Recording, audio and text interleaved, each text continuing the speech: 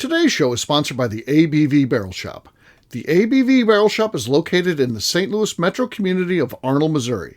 The ABV Barrel Shop is focused on one thing, single barrels. Best of all, you can try before you buy. Head over to abvbarrelshop.com to sign up for their email and text distribution so you know what they have in stock, what classes are coming up, and who from the industry may be coming in to visit. The ABV Barrel Shop. It's where single barrels live. We are also sponsored by the Bar to Go. The Bar to Go offers traveling minibars that are no bigger than a small purse or toiletry bag. Best of all, they are fully customizable so you can create the perfect piece that is unique for you. If you own your own business, what a fun and unique way to promote what you do. Check them out online at thebar2go.com. That is the number 2 in the Bar to Go. If you have wholesale questions, call my friend Isabel Clark at 504-481-1297. Finally, we are sponsored by the Neely Family Distillery. NFD is a family-owned business that keeps ringing up awards in the spirits world. Head to Sparta, Kentucky to experience the family history, award-winning spirits, and meet the Neely family. Check them out online at neelyfamilydistillery.com. Now, on to the show. Let's drink!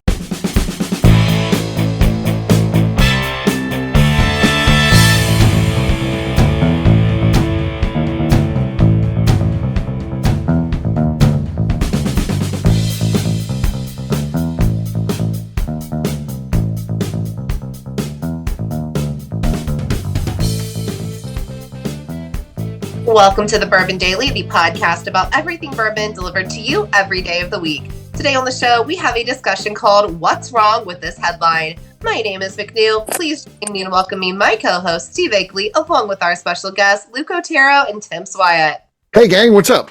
Hey guys. Hey everybody. Hey, so yes, I am going to read you guys a headline a little bit later in the show, and I want to see if you think that the same thing is wrong with it as I do. We'll get to that, though, after the break. For right now, McNew said there's something she wanted to talk about. What is that, McNew? Okay, so as we're recording today, it is National Pizza Day, which you know This is a national holiday I celebrate. Sure. So I'm generally a classic flavor. Like, I just want, like, the regular sauce, cheese, maybe pepperoni that I'll pick off. I don't want anything weird. So, I guess. Like she's sneezing, coughing. I don't know. Dealing with a cold. So, see, now here, okay. All right, here's the difference. Wait a second. Let's take a time out here from the show. We're going to take a break from the show because this is a perfect example. I get sick sometimes and stuff like that. And if I get that, right now I'm picking up for McNew. I'm talking, I'm providing content, and I'm helping her out. If this was me having this coughing fit, as we can see her having here on mute, you know what she would be doing? Just staring straight ahead and looking at me, waiting for me to get over this and pick up. You're gonna pick up where you left off. Yeah, yes. Yeah. This is how you do it. I'm glad this happened so I can show McNew how to handle as a professional. You're supposed to work as a team, and we're the other are guest hosts, so it's McNew and I should be working together on this stuff. You are historically more professional than me, so there's that. That was a pro move, McNew. You've evolved over the years. That definitely was a pro move. I must say, I like the classic flavors, but tonight we ordered a fajita pizza and a barbecue pizza, and they were really good. I like them. So what do you guys go for? If somebody says it's pizza night, are you getting something weird, or are you going with the classic flavors? For me, I like the classics. I really do. I like pepperoni or sausage or a meat pizza or bacon. I like those sort of things, and that's really it. Now, if I want to, if someone's like get a crazy pizza, for me, the craziest I'll do, and the only one that I like, and I've tried all the other ones, the Hawaiians and all this stuff with the pineapple. I don't like any of that stuff. The only one that I think is non-traditional that I like is I've had like a chicken wing pizza. It's got shredded chicken on it and hot sauce instead of regular sauce. I will eat that. That's never going to be like my go-to, but you know what? For like an appetizer at a party or something like that, yeah, that's fine. I don't mind that one, but that's it. You're going to pound a slice, whatever it is, but you're going to the favorites. You're going to the staples. Yeah. Yes. Yeah, that's me. How about you, Tim? Yes, I am. I do enjoy a barbecue chicken pizza. If I have to go odd, I'll go barbecue chicken pizza. I also am a fan of the white pizza, if you've heard of that one. That's with ricotta and it could be a whole host of stuff of white cheese on there. Sure. Get that New York cut with big slices. I can pound slices like there's no tomorrow on that one. But if I'm going weird, I'm going barbecue chicken. I don't really stray too far from there outside of this. I'm a sausage guy. Go figure. You can use that in Chicago. there too. That's right. He's a sausage guy. You can use that one. You can't help but being from Chicago. I'm telling you. That's right.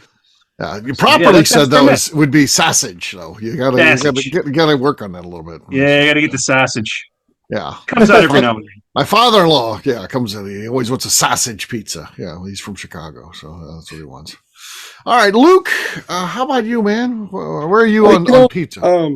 If I'm gonna do something old school, it's gonna be loaded with meat, hamburger, Canadian bacon, just meat lovers. That's a good stuff. I'm kind of like Tim. When California Pizza Kitchen, I went to that, and the big pizza there was the barbecued chicken with sliced red onions. It was actually not bad. So if I do something on the wild side, it's going to be that. Luke, I could just see Luke strolling into California Pizza Kitchen wearing skinny jeans and just rolling up to the counter. I'll take the barbecue chicken pizza, please. Leather bomber jacket with a white T-shirt underneath. That flowing mane. Say, I'll have the barbecue chicken, por favor. With a side of green chili. No. Okay, all right. McNew, how about you? You asked the question. Yeah, so I just like normal, like your classic sauce, cheese, maybe pepperonis. But the barbecue chicken was really good. And I also like a margarita pizza in the summer. Only in the summer, though. The summer pizza. Yeah, it sounded like barbecue chicken was the winner for the unusual one. So 3 out of 4 selected that as what they would have for that example here. So yeah, McNew is dying basically. Yeah, she's maybe her last shit a little after watching her cough like that. I mean, I started coughing myself in my head. Stephanie, you wanted to eat the barbecue chicken pizza? Yeah, I liked it. It was good. Okay. Yeah, she was in. All right. Are there good pizza places in Santa Fe, New Mexico, Luke? Yes, there are. Are there? Okay. Yeah. You got to point me in that direction, but I'm there. Yeah. I'll send you the short list, Steve. Okay, that'll be good. I want to try one of those. So I like going to regional places for pizza. That's a good go-to. So I like that. So all right. On that note, it is time to drink. What is everybody drinking? Let's not start with McNew. No. Let's start with McNew. She's dying. All right, Tim. We'll start with you. All right, I'm working down one of the last few remaining bottles of Old Monroe. It's a single barrel. The ABV. Oh, it's a collectible. That's a collectible. That's a collectible. There you go. It's about Anna Foster pick. Wow. So let's see here. Slide on the side. Nothing. You got to work. Reach out to Jeremy Schell. He can tell you how to correct your. So he finally did it for Renee after he figured it out on Zoom. So it's a Zoom setting. It's not with your computer setting. It's a Zoom setting.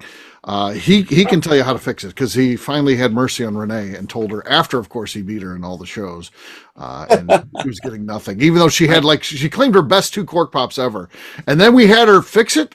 And then she did one even after she had opened it 2 other times. The 3rd time she opened was the loudest cork pop that we had that night. For history. Yeah. I will say I am working with new equipment here too as well. Okay. So we're really trying to upscale our game. All right. Well, go to reach out to Jeremy Schell. I'm going to reach out to Jeremy. We'll see if he gives me. I don't know how to do it myself. Yeah. Renee will be a sweetheart. Or Renee. Yeah, Renee's fine too. All right, Luke, how about you, buddy? Don't expect much. But Lucas and I got into this Lot B last weekend. B here. Okay. And we almost finished it, but yeah. Here we go. Don't expect much, though. Okay. Good. I not great, but very good. It could be enough. I don't know. I've got a Russell's Reserve here.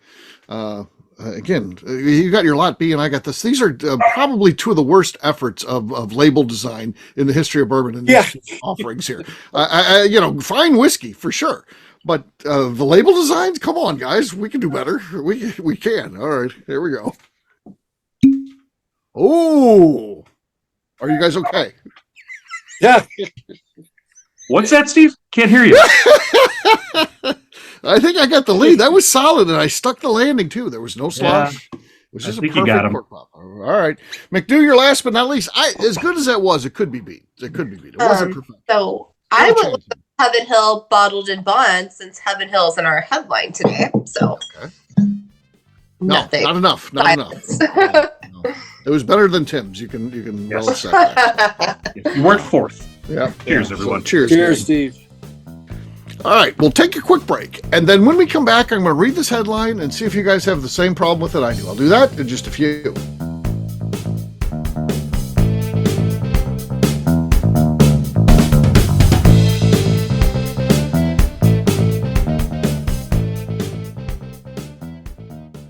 Okay, let's talk about the people that make these shows happen. First up is the Stave and Thief Society. Via their in-person class at Moonshine University in Louisville, Kentucky, the Stave and Thief Society is the place where you, a bourbon enthusiast, can expand your knowledge and emerge an executive bourbon steward. In 2017, I completed my executive bourbon steward certification.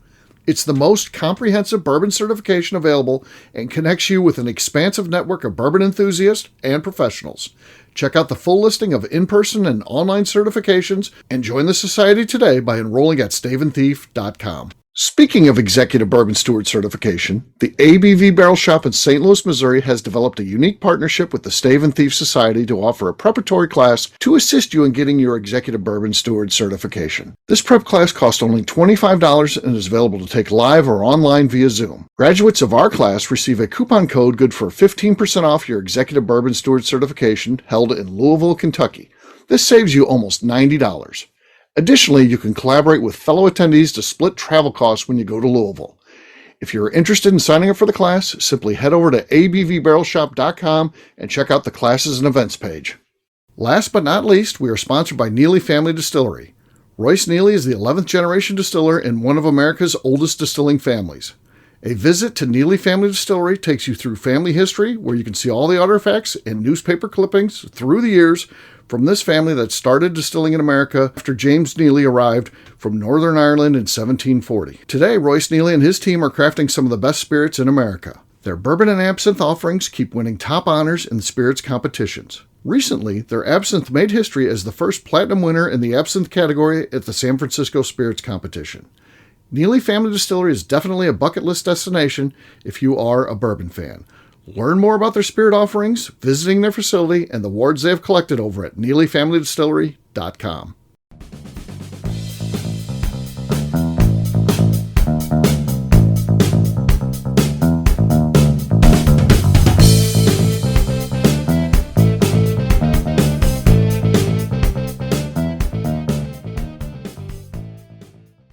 I am Stephanie McNew. You are listening to the Bourbon Daily. The real name of the pound sign is an ampersand. Welcome back to the Bourbon Daily. Today we're playing a game called What's Wrong with This Headline? Yes, we are. So here's the headline. Again, I always just search bourbon and then I see what happens. And you get all the bourbon stories on Google. Then you hit news after you search bourbon, and then all they come up. And it's all bourbon industry news, and then the number of people that got killed on Bourbon Street, which, by the way, it is a lot. Oof. A lot of people. I do this. I search this every day, and there's one or two on there all the time of people who got shot. Recently or like historically? Because it's Mardi Gras right now. I guess. Well, that amps it up even more than you. I'm telling you. Yep. Yeah. When you search bourbon every day, this will come up a lot. So, but all right. The headline is as follows: Heaven Hill just dropped a new 18-year-old bourbon that's sure to be a collectible. What do you guys think about that headline when you see it? Collectible is the problem. Why are you not exactly it was the collectible? And I'm like, what the hell is this? Why are we not drinking this? Why not Heaven Hill dropped an 18-year-old that's sure to be a great drinking whiskey? It's a collectible. Fan favorite. What has sounded better than a collectible? A collectible. So this is what we are. We're now baseball cards. We don't have whiskey anymore. We have baseball cards. Yeah. Whoever wrote this, the Robb Report, probably doesn't know that Heaven Hill has over 1 million barrels in their inventory. So they probably have multiple 18-year-olds. Oh, yeah. Right. Geez. Yeah. How are the Rob Report audience going to take to this one? Because they're the ones taking the photos with all the bottles and their big watches with their foreign engineered sports cars and skinny jeans and whatever. They probably love it. I would think they'll love it. Exactly. Like, I want to go out and buy a collectible. Yeah. And I'm going to go laugh when they hoover it all up and they can't sell it for anything. Right. So, yeah. I mean, I guess they know their audience, right? They're writing to the right people. That's not us, but their people. Right. Yeah. I just love, the continuation of it on the summary. The new Heaven Hill Heritage Collection, the third in the series, is an 18-year-old bourbon that's sure to be a whiskey unicorn. Yeah. So, you think? So, wow. You need to find the definition of that, because a whiskey unicorn, to me, is something so damn good. It's the nectar of the gods that you have to drink and you have to experience. Not one that sits on a shelf waiting for somebody to say, oh, I got to buy that, but oh no, you can't touch it. Right. It's like it's something that is so good, you can't even believe it's real. You know, that's Old Crow Chessman. Yeah, is my opinion of a whiskey unicorn. You know, not because it's hard to get, but because it was probably the best made distillate in history. Right. This stuff here is like the equivalent of like when Princess Diana and King Charles got married, and they made these instant collectibles. Here's a collectible thing from that place that does the collectible stuff. Yes. Oh yeah, those plates and all that. Yeah, the plates. Here's a collectible plate. When you have to put collectible when you're selling it, it's not actually a collectible. Things turn into collectibles when people covet them and then they disappear. And this would make sense if it's a great whiskey, which I'm sure probably is actually. I'm sure it's phenomenal whiskey. I'm sure it's great. Right. If people buy it and drink it, and then there's not that many bottles, and there probably aren't a lot to begin with, then it turns into a true collectible. But I don't think you can buy it to thinking this is going to be a collectible. I think we're in the wrong place if we're buying our whiskey to think it's going to be a collectible. From the wrong perspective. So you write a publication for the Barrel Shop 2 times a week. Would you ever get to a point where our new collectible just dropped? You would never do that. No. I don't want to be in the collectible business. I want to be in the whiskey business. Let's walk down this, because based on this definition of collectible, I would argue that every bottle in the ABV Barrel Shop is a collectible, because once it's gone, it's gone. Oh, yeah. Mm-hmm. Yeah, it's true. As rare as this is, anything we sell is going to be more rare than that, because at the most we've got you get some of those wine barrels. Sometimes you get those, and you might get close to 300 bottles. But that's going to be top end of any single barrel. So when you're doing a finish, sometimes you get about 300 bottles. But that's I go back to that Wood Hat Rubenesque Hazmat 142.7.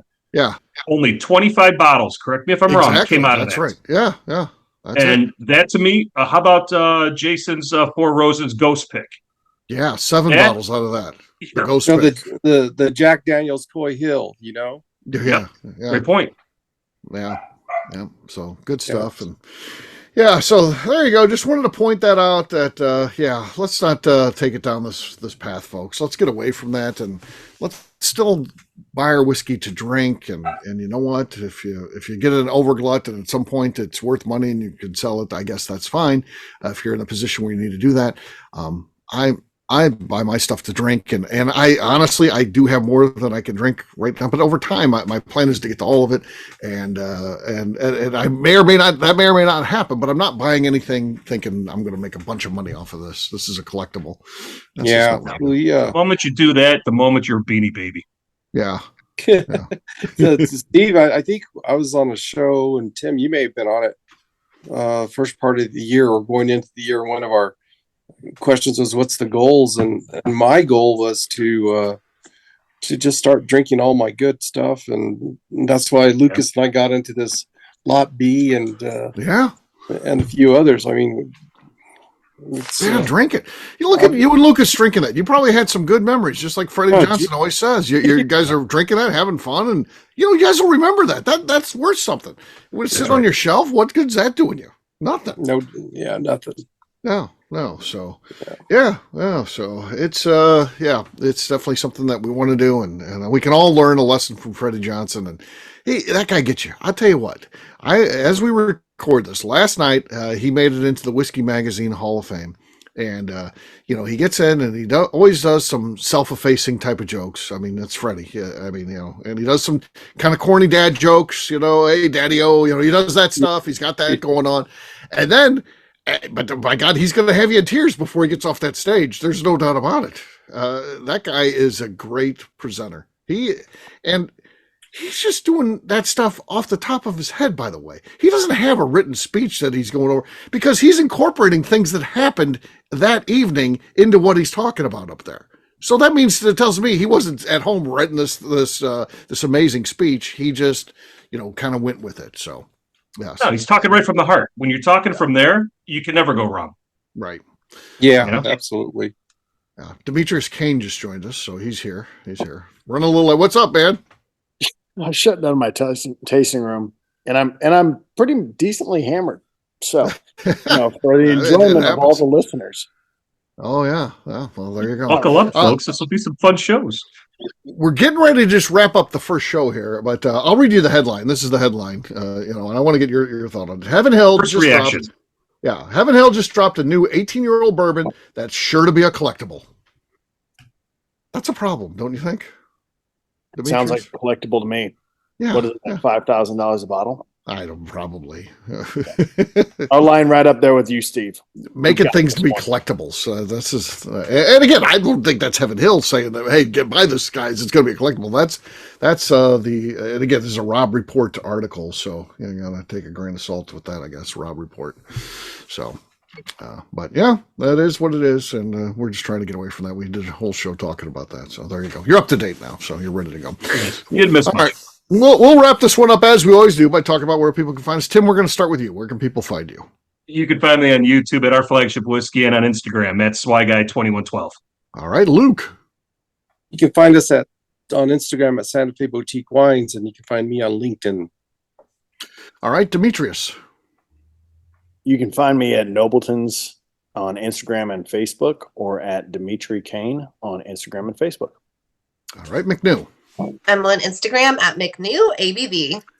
All right, for me, I'm easy. You got to find them at Steve Akeley on Twitter, Instagram, or Facebook. I've got a website, steveakeley.com. We've also got a company website. That thing's abvnetwork.com. That's the one you got to check out. Everything that we do is out there. We put our previous shows, blogs, so much more, abvnetwork.com. Come by and see us, the ABV Barrel Shop, the place where you can try before you buy, the place where bourbon celebrities hang out. Demetrius Kane is going to be here in about a week. His events are always popular. Tickets are available. Check out online, abvbarrelshop.com. Look under our classes and events page, and you'll see what we have going on, and there's sure to be something for you. If you're in the St. Louis area, make sure that the ABV Barrel Shop is part of your trip. McNew, anything else to say before we get out of here? I would like to remind the audience to please give us a 5-star review. That includes comments. It helps new people find the show, which is very important to us. And if you like what we're doing, we ask that you please visit our Patreon page at patreon.com/the ABV Network. Great job today, gang. For our audience, we'll have a brand new show for you tomorrow. Looking forward to that. Until then, take care, everybody. See ya. Later. Bye. See you, everyone. Peace.